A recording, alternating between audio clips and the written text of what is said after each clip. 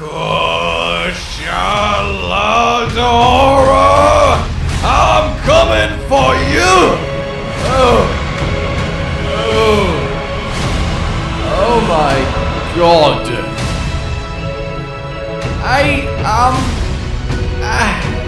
You know what? I can't believe I'm going to say this, but my fellow hunters, Kushala Daora is a fun fight now!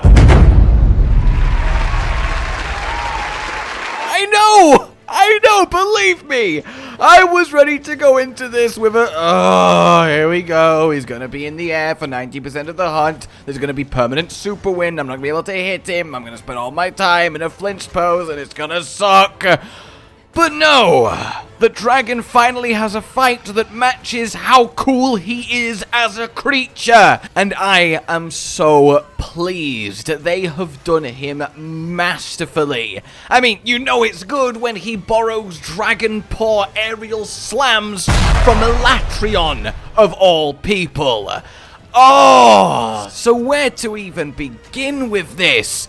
Firstly, I mean, yeah, he spends way less time in the air. Barely ever at all, actually, and if he goes into the air, it's for an attack that he'll do, you deal with, and then he'll come right back down. He is fast, he is relentless and aggressive, he hits like an absolute truck, and honestly, of all of the new monsters from this update, I will hold up my hand and say, I found Kushala to be the most awkward to deal with. I really felt like I was on edge of karting a lot. Granted, I don't think the wind blasts play really nicely with Rage Slash and the tanking damage playstyle, so that might not have helped, but still, it was an exhilarating edge of my seat hunt, and I did not expect to get that from Kushala. His wind effects are looking magnificent. I mean, seriously, the first time you see this!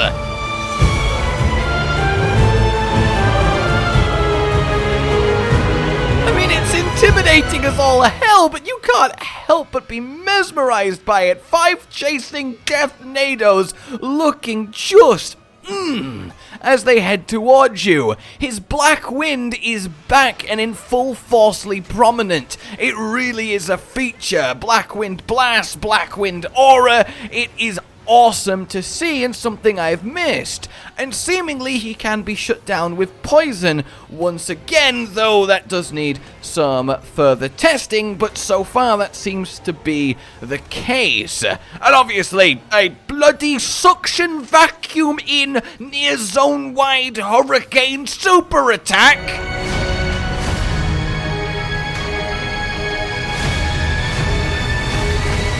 I mean, what more could you want?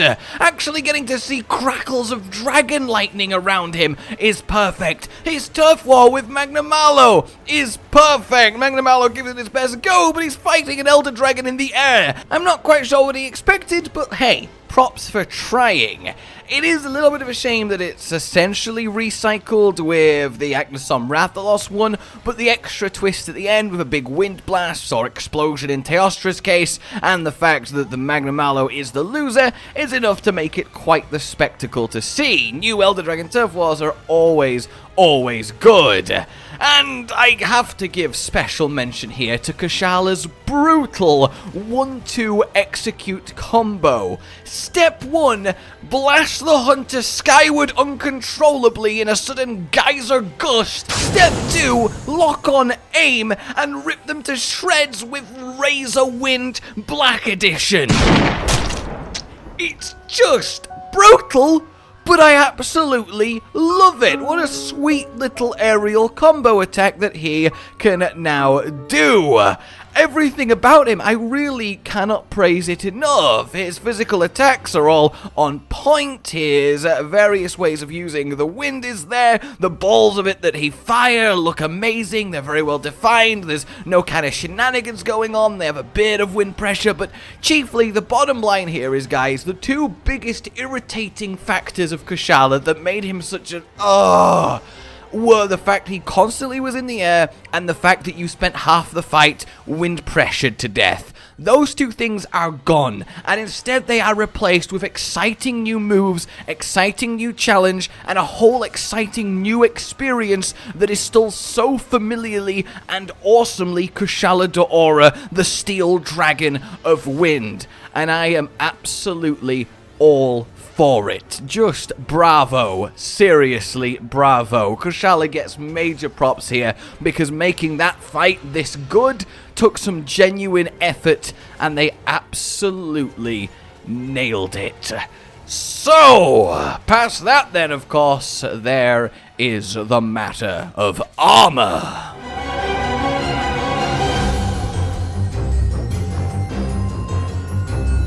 And on that armor front, he remains the handicraft dragon, chiefly, firstly and foremost, but he's been given an extra little twist. Firstly, a bit of a bow and gunner love with some rapid and pierce, a tiny smidgen of agitator, but, you know, that's just kinda there. The diversion, also kinda there. It honestly is quite nichely useful to have the monster focus you more. You can work with that, it makes it predictable, but it's a random level 1 slot decoration. It's not something to write home about. The sweetness here is the Kushala Blessing and the recovery speed. Recovery speed is just, you know, your red health powers up faster, up to 4 times as much. The blessing then, with that in mind, level 1 and 2 is just more water and ice attack that you can stack on top of normal water and ice attack, which is actually quite good. Amp those elemental builds even more, sneaking in 2 bits of Kushala for this water and ice attack with some maybe extra handicraft from the choice pieces is going to be really a strong option, and I hope this extra buff to element really starts to help element shine through in quite a raw dominated meta across many weapons. Not everyone, but, you know, generally speaking. However, that aside, it's rank 4 that's amazing, nullifies heat damage. Here we go! Well, that just feels personal. No, it's rank 3, allows recovery to exceed the red portion of the health gauge. Valhazark! Super recovery! And I think it is quite potent in Rise. This isn't as much as you can amp it, but this is a fairly appreciable, rapid, consistent tick-up of health. I cannot wait to play around with this. I cannot wait to make the Immortal build better with this. I really love this kind of skill. It's a really different way to play, and I think that is just fantastic. In any case, we then have the pieces themselves, which have just a fine, decent spread. Double handicraft on the helmet, the splatterings of blessing and recovery speed on the other pieces. The extra skills just kind of find around the place. The decoration allowance is kind of bad for 1 slots and a 2 across the entire set. You really are only about Kushala if you want to mess around with the blessing, want to min-max a water or frost build, or really want to get some cheap handicraft in the form of the helmet. But all those 3 things are really worth pursuing.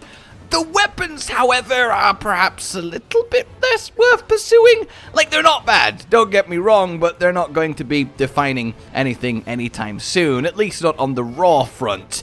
As much as I like Ice Steel Edge, the Owl Wing Greatsword, yeah, it's 180, it's blue, bit of affinity. It's just not anything special, though Kushala weapons in general are incredibly strong ice options for any ice element builds out there, so that is certainly something to consider. Ramp-up wise though, Kushala Daora Soul. Affinity gradually increases when continuously landing hits on foes.